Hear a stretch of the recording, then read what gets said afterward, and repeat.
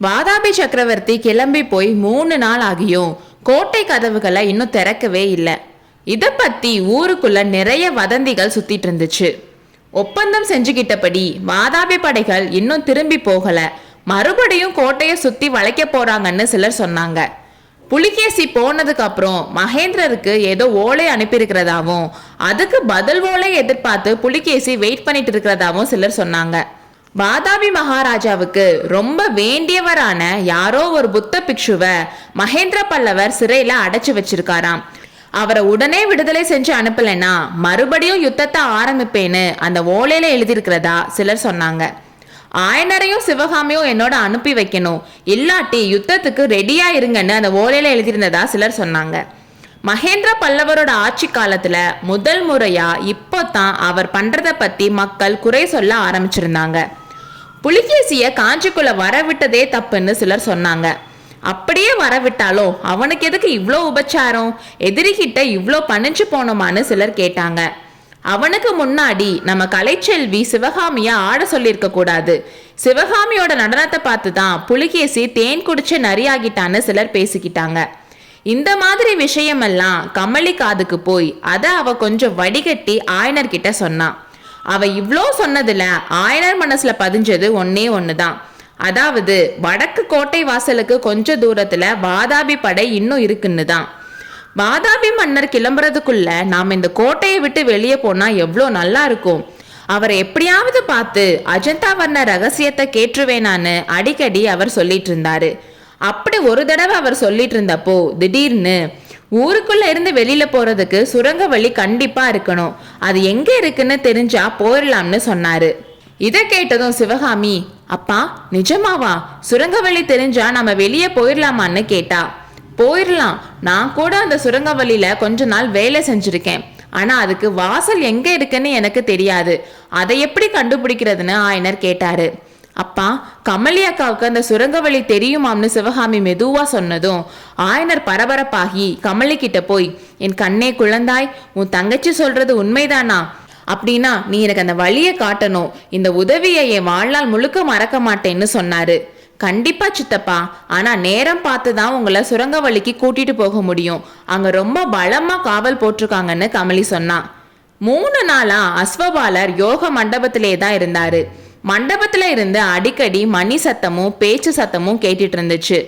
4ஆம் நாள் நடுராத்திரியில ஆயனருக்கு தூக்கம் வராம ஜன்னல் பக்கமா அரண்மனை தோட்டத்தை எட்டி பார்த்துட்டு இருந்தப்போ ஒரு அதிசயமான காட்சியை பார்த்தாரு. தோட்டத்து வழியா நல்ல ஆஜானுபாகுவா இருக்கிற ஒருத்தரை 2 பக்கமும் 2 பேர் கைய பிடிச்சு கூட்டிட்டு வந்தாங்க. நடுவுல இருந்தவரோட கண்கள் கட்டி இருந்துச்சு.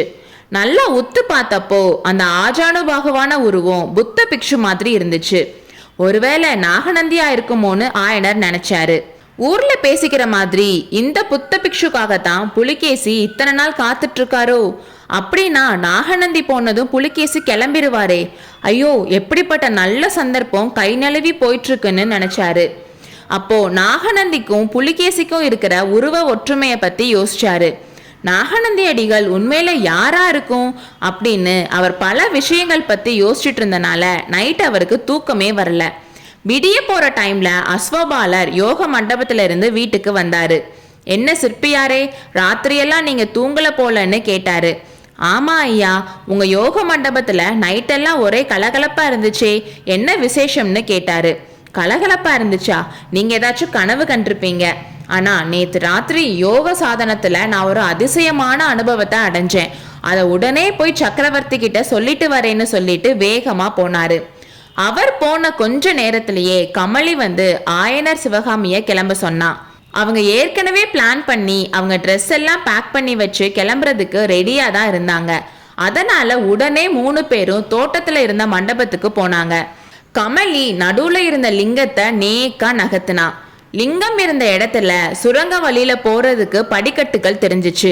கமலி ரெடியா வச்சிருந்த தீபத்தை ஆயனர் கிட்ட கொடுத்து, சித்தப்பா சீக்கிரம்னு சொன்னா. ஆயனர் தீபத்தை வாங்கிட்டு உள்ள இறங்கினாரு. சிவகாமியும் கமலியும் கட்டி பிடிச்சுக்கிட்டாங்க. அக்கா போயிட்டு வரேன்னு கண்கள்ல கண்ணீர் ததும்ப சிவகாமி சொன்னா. தங்கச்சி போயிட்டு வா, மறுபடியும் காஞ்சிக்கு திரும்பி வரப்போ பல்லவ குமாரரோட பட்ட மகிழ்ச்சியா தான் வரணும்னு சொன்னான். அக்கா, நான் திரும்பி வர வரைக்கும் எனக்காக சின்ன கண்ணனுக்கு டெய்லி 1000 முத்தம் கொடுன்னு சொன்னான். அதுக்கு கமலி சிரிச்சுக்கிட்டே அவன் மூச்சு முட்டி சாக வேண்டியதான்னு சொன்னான். சிவகாமி சுரங்கப்படியில இறங்கினப்போ அவளோட மனசு பதபதத்துச்சு, இதயம் படபடன்னு அடிச்சுக்குச்சு. வெளிச்சம் இருக்கிற ஒரு குதூகலமான உலகத்துல இருந்து இருட்டும் பயமும் இருக்க ஏதோ ஒரு பாதாள உலகத்துக்கு போற மாதிரி ஃபீல் பண்ணா. அந்த சுரங்க பாதையில ஒரு 20 நிமிஷம் நடந்திருப்பாங்க. அப்ப அவங்க ரொம்ப எல்லாம் பேசிக்கல. அடிக்கடி ஆயனர் சிவகாமி கிட்ட ரொம்ப தூரம் இருக்காதுமா, சீக்கிரம் போயிடலாம்னு தைரியம் மட்டும் சொல்லிட்டே போனாரு. இன்னும் ஒரு 20 நிமிஷம் நடந்ததுக்கு அப்புறம் திடீர்னு வெப்பம் மாதிரி ஜில்லுன்னு ஒரு உணர்ச்சி ஏற்பட்டுச்சு. ஆயனர் சிவகாமி கிட்ட கோட்டைக்கு வெளியே வந்துட்டோம், அகலிய கடக்குறோம்னு சொன்னாரு. ஒரு செகண்ட் அங்க நின்னு, குழந்தாய், இங்கதான் நான் வேலை செஞ்சதா ஞாபகம் இருக்கு. அகழி தண்ணி உள்ள வராம ரொம்ப கவனமா இங்க வேலை செய்ய வேண்டியதா இருந்துச்சு. அது மட்டும் இல்ல, ஆபத்து காலங்கள்ல இந்த சுரங்க வழிய மூடுறதுக்கும் இங்கதான் வழி இருக்கு.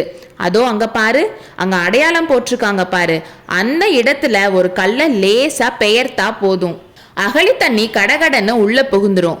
அப்புறம் வெளியில இருந்தும் யாரும் உள்ள போக முடியாது, உள்ள இருந்தும் வெளியே போக முடியாதுன்னு சொன்னாரு.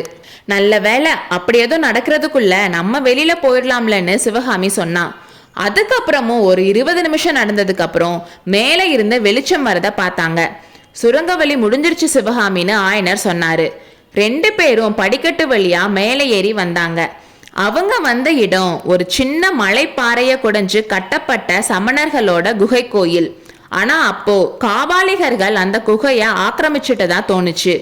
எங்க பார்த்தாலும் மண்டை ஓடா இருந்துச்சு. அங்க ஒரு காபாலிகன் உடம்பெல்லாம் சாம்பலை பூசிக்கிட்டு மண்டை ஓட்டு மாலை போட்டுக்கிட்டு கண்ணை மூடி உட்கார்ந்துருந்தான். அவனை பார்க்கறதுக்கே பயமா இருந்துச்சு. ஆயனரும் சிவகாமியும் படி வழியா இறங்கி சீக்கிரம் போனாங்க. கொஞ்ச தூரம் போனதும் சிவகாமி ஆயனர் கிட்ட, அப்பா, சமணர் குகை கோயில்ல காபாலிகன் வந்து உட்கார்ந்துருக்கானேன்னு கேட்டா. இந்த பாறை ஒரு காலத்துல சமண பள்ளியா இருந்துச்சுமா. மகேந்திர பல்லவர் கிட்ட கோச்சுக்கிட்டு சமணர்கள் இந்த நாட்டை விட்டு போயிட்டாங்கல்ல. கோட்டை முற்றுகைக்கு முன்னாடி காஞ்சில இருந்த காபாலிகர்களை எல்லாம் துரத்துனப்போ அவங்க வந்து இந்த குகைய புடிச்சுக்கிட்டாங்க போல. காபாலிகர்களுக்கு யுத்தம்னா சந்தோஷம் தானே, கபாலங்கள் நிறைய கிடைக்கும்னு சொன்னாரு. இப்படி பேசிக்கிட்டே 2 பேரும் காட்டு வழியா நடந்து போனாங்க. கொஞ்ச தூரம் போனதுமே அவங்களுக்கு முன்னாடி ஒரு பெரிய கும்பல் வந்துட்டு இருந்தாங்க. அப்படி வந்தவங்க வாதாபி படையை சேர்ந்த வீரர்கள் தான். அவங்களுக்கு நடுவுல தூக்கி பிடிக்கப்பட்டிருந்த வராக கொடியிலிருந்து இது தெளிவாக தெரிந்தது. அடுத்த அத்தியாயத்தில் சந்திப்போம்.